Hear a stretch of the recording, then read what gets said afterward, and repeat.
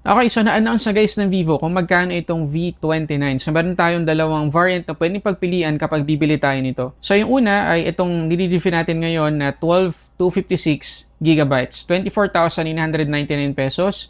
Pero if ever na gusto nating 512 GB, 26,999 pesos naman. Kung ako'y tatanungin ninyo, personal opinion lang, hindi na masama yung presyo na yan. Kasi abangan nyo guys, abangan nyo mamaya kung ano yung pwedeng gawin ng camera ng V29. Pero sa ngayon, isa-isahin natin, mag-umpisa tayo sa design. So, kagaya nung sinabi ko guys, dun sa unboxing na video nitong V29, sobrang ganda talaga. Walang exaggeration guys. Ang ganda talaga sa personal.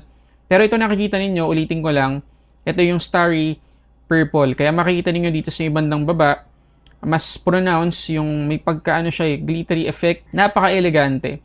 Pero if ever na gusto pa natin na i-level up pa ng kaunti yung kanyang design, pwede niyong piliin yung isa pang kulay nito, Magic Maroon. Meron naman yung color changing effect.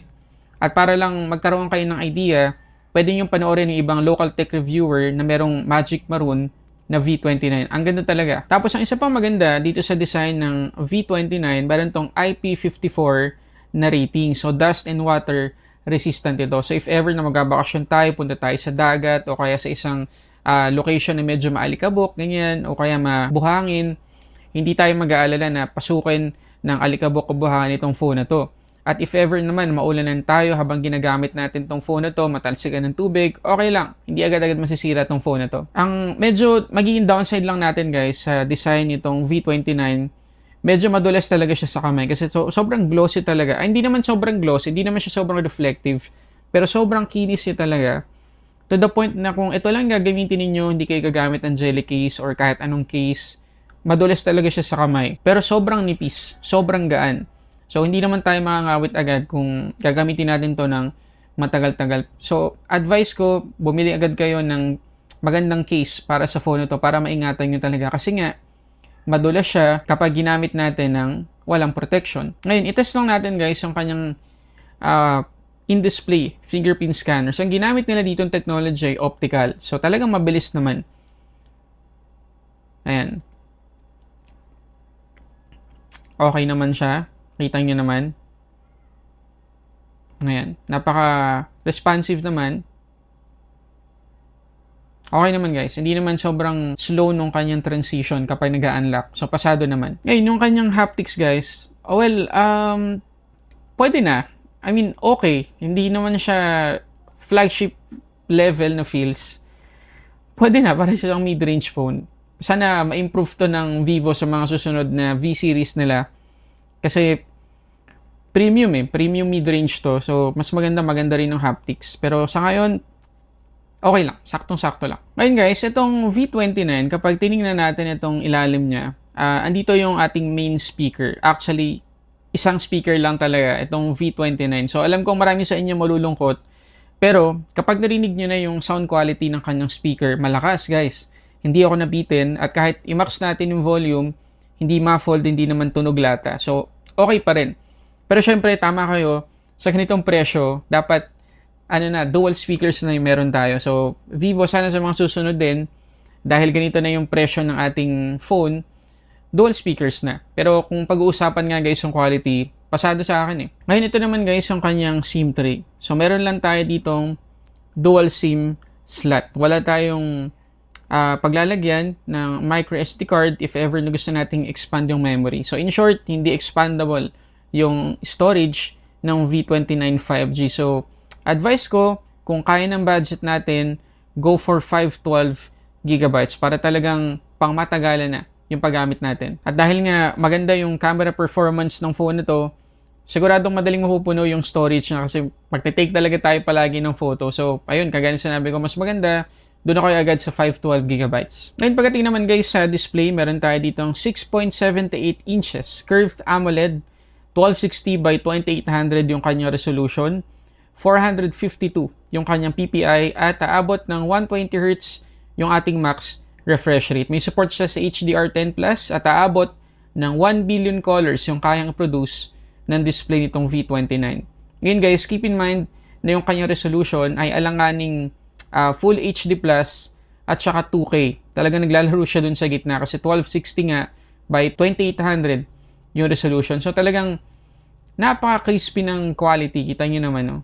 Kung mag-play tayo dito ng mga Full HD, 4K videos, ma-appreciate talaga natin at ang ganda ng color production ng phone na to. Ngayon dito guys sa display settings, dito sa may screen colors, pwede tayong mamili ng mga color mode or presets. Yan, meron tayong standard, pro, tsaka bright. Pero if ever na gusto niyo na talagang yung pinaka-accurate na color setting yung gusto niyo gamitin, dito kayo sa pro.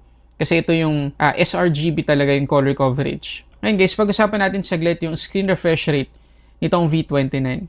So, pagdating sa settings, makikita niyo meron tayong tatlong option. Smart Switch, 60, at saka 120Hz. So, usually guys, kapag sinelect natin yung Smart Switch, 120Hz pa rin yan, pero bumababa siya to 60Hz kung kinakailangan, or mas mababa pa to 60Hz kung kinakailangan. Pero sa case itong V29 guys, gusto ko kayong inform na kapag naka-Smart Switch tayo, 90Hz yung max na refresh rate na magagamit natin, hindi 120Hz. Kung gusto natin talagang magamit ng 120Hz, i-select natin dito sa settings yung 120Hz. So, ulitin ko, kapag naka-Smart Switch, 90Hz bababa to 60Hz. Pakita ko sa inyo. So, ayun guys, so, kita ninyo, 90Hz. Kapag naka-Smart Switch tayo, bumababa to 60Hz. Diba? So, kung magi-Smart Switch tayo, napaka-smooth pa rin ng mga scrolling natin, ang UI natin overall, at tipid talaga sa battery. Pero wag nyo expect na aabot ng 120Hz yung refresh rate. So, ito naman yung 120Hz. Kapag nakalock siya to 120Hz, yan, bumababa naman to 60Hz. So, tipid pa rin. So, kayo na mag-decide kung gusto ninyong ang max ay 90 lang or gusto ninyong isagad to 120Hz yung max na refresh rate. Pagdating sa video consumption guys, good news talaga kasi level 1 yung ating Widevine security dito. So, makakapag-play tayo ng mga HD content. Pero i-double check na rin natin sa Netflix. Ito guys, sa Netflix application mismo, makikita ninyo na yung kanyang max playback resolution ay Full HD at meron pa siyang support sa HDR10. So, talagang may enjoy natin yung streaming natin. At ang kagandahan pa nitong V29 5G, sobrang nipis guys ng mga bezel niya sa kahit anong side, dito sa baba, dito sa taas, sa mga gilid, pantay na pantay talaga at sobrang nipis. Tapos curve pa yung ating display. So kapag nagbaback tayong ganyan, nag-swipe tayo, o kaya nagbaback tayong ganyan, napaka-komportable talaga. Pero yun nga, mabuti na lang, meron ng pre-installed na screen protector na nilagay dito yung Vivo kasi medyo mahirap talaga guys sumanap ng mga screen protector para sa mga curved display. Ngayon, pagdating naman guys sa performance, naka FunTouch OS 13 na tayo dito out of the box. Android 13 na yan. Snapdragon 778G 5G yung kanyang chipset. Up to 512GB yung ating storage at 12GB naman yung ating RAM. Ngayon, meron tayo guys virtual RAM or extended RAM dito sa V29. Kapag in-enable natin yan, automatic, fix na siya, 8GB mula dun sa ating storage yung ibibigay sa atin or i-reserve para maging RAM.